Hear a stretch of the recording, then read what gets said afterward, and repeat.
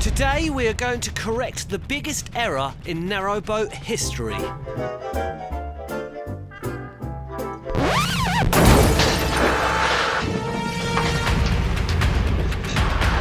better do, Bex.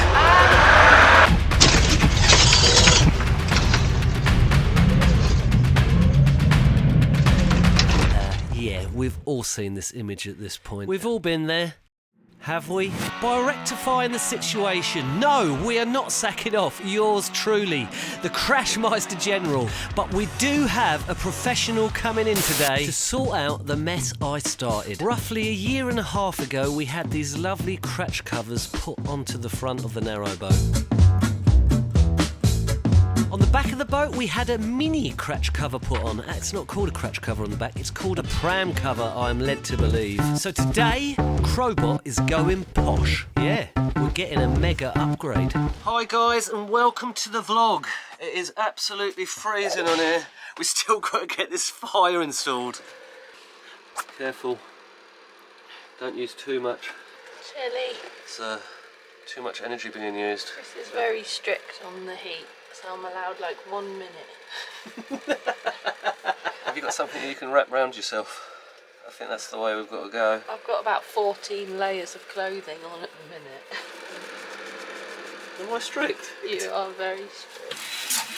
That's enough now. I haven't had my full minute yet.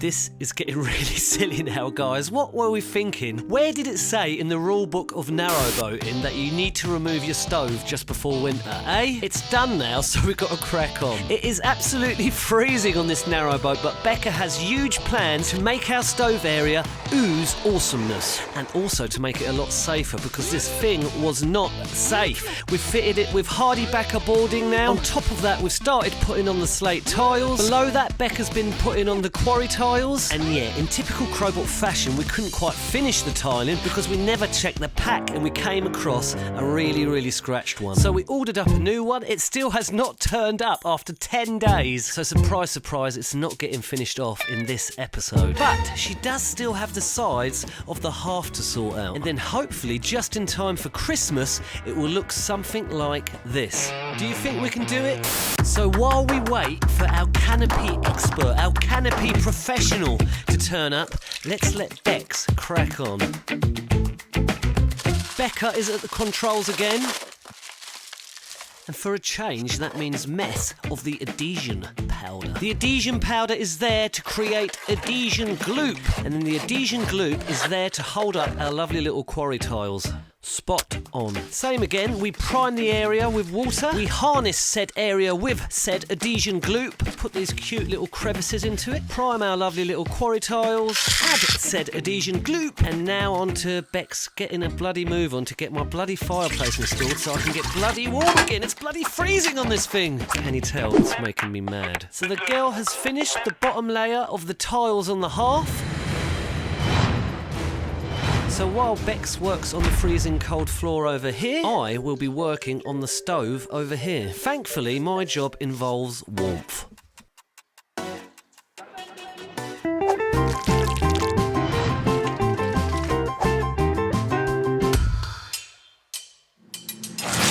Any of you guys ever used one of these before? I've never used one, but supposedly it makes the old disgusting stove look brand new again.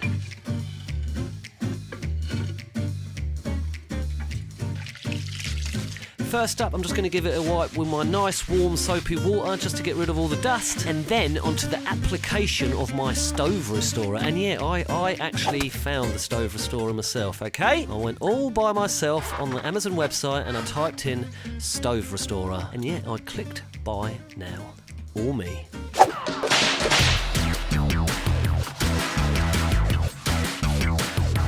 You're meant to leave this for 10 minutes before the buffing procedure. You know what I'm like at the buffing, guys. The next set of tiles for Bex then, looking good.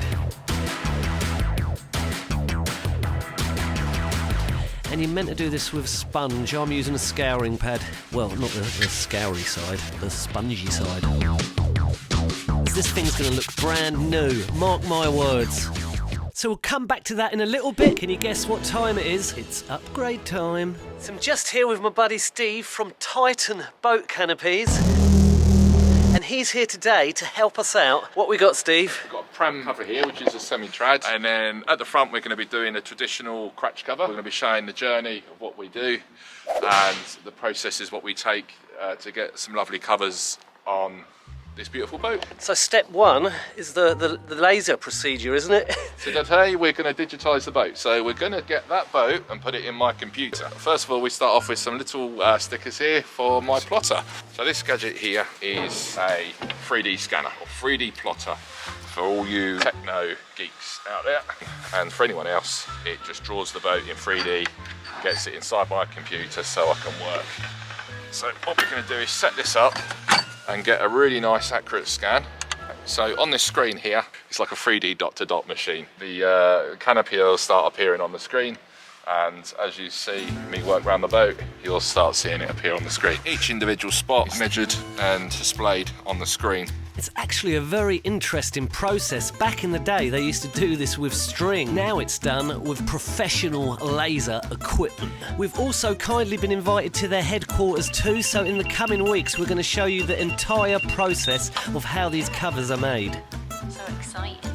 So you've got a 3D base. It's going to be a bit of a Blue Peter moment, but essentially we start off with this, and when I go back, we'll design on top of this and create an amazing looking cover. What's so nice about these is they're like little gazebos. So you zip out the front, zip out the sides, zip out the back, and then you've got a full enclosure and a full, like a summer gazebo. So you can like have a roasting hot day and not get cooked at all, and you can cruise along. Do you like the sound of that, Bex? Yeah, it sounds amazing, doesn't The it? company was basically set up 15 years ago by myself, and we started off using traditional methods. Being in the position where we are, we've moved more into digital design for about 9 years, and we've got to a very good place with it and achieving some really successful projects.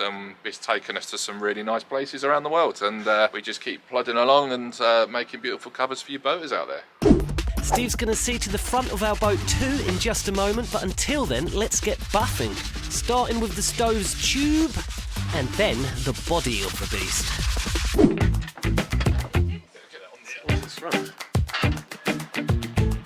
So the next test is to see if we want to keep this thing, the boat's eyes. So what looks a little bit like the boat's eyeballs at the front of the narrowboat here, Steve suggested that he could cut the whole thing off with an angle grinder and just put something like this up and make it look all nice and lovely. The thing is, we kind of like the eyeballs, and it also has a purpose. It's holding our anchor up there. But no job is too big for Steve, so he's going to work on a clever way to incorporate it into the canopy cover. Again, Steve is using his advanced system to create the image of the front of the boat on his special computer. Then he'll head back to the lab where he will upload those images onto an even more special computer. And guess what? We're taking you guys on the ride with us. I know what Steve's thinking. What a grubby narrowboat. The dirty one. Is it one of the worst you've ever seen?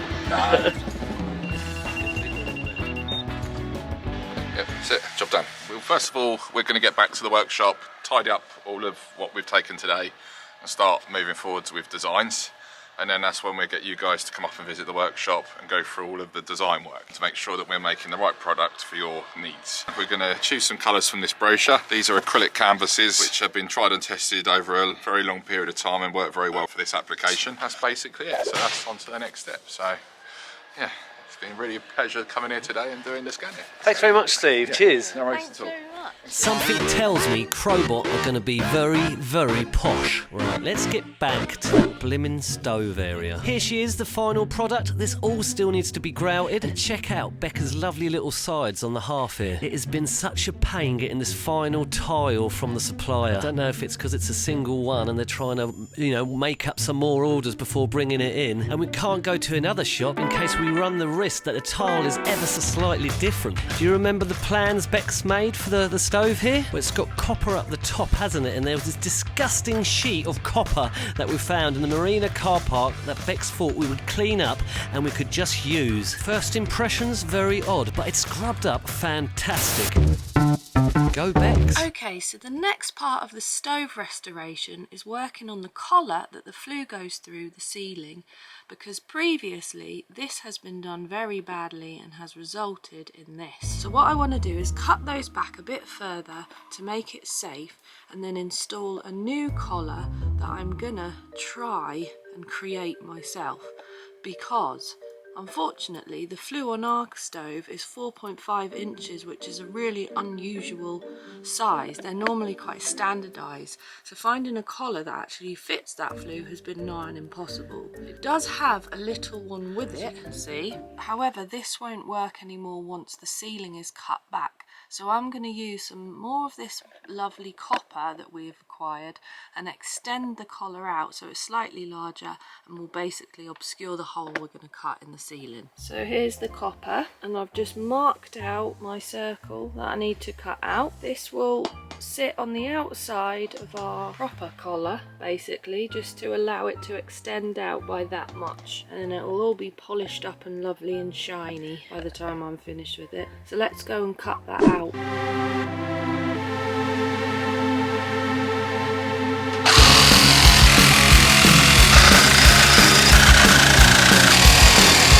So now what I need to do is mark out the inner circle and chop that.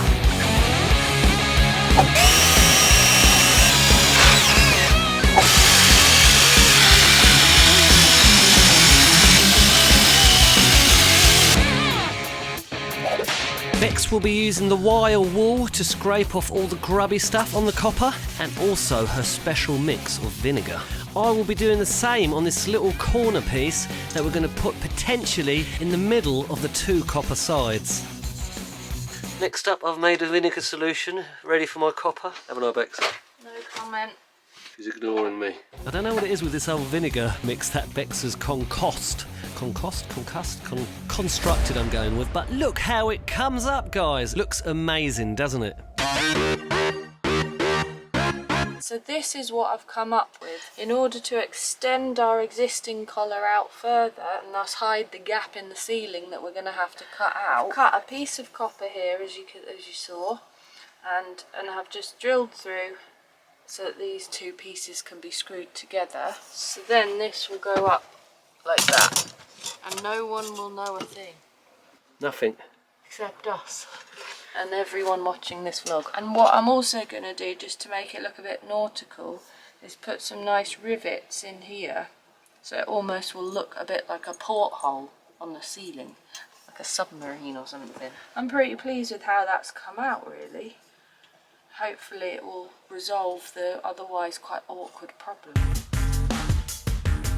So here we go, the grand unveil of my stove. Mine. This has had 2 coats now, and it's looking absolutely fantastic. Can you say that about your own work? I am, alright? I mean, is it a bit of a cop-out?